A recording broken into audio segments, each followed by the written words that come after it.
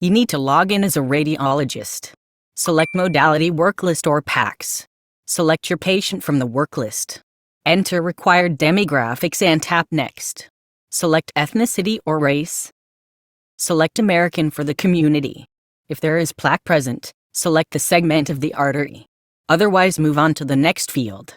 You have two choices available for CIMT measuring protocol: mean CIMT values of distal CCA, or composite mean CIMT of CCA, bulb, and ICA. Let's select the composite mean CIMT. Tap Import SR to get the measurements directly from your PACS, or enter them manually.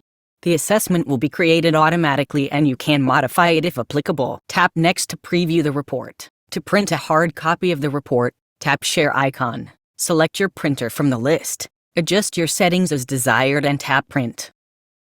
To send the final report to your PACS, tap Export icon and select Yes. Send to PACS. That's it. Now you know how to create a CIMT report for American population.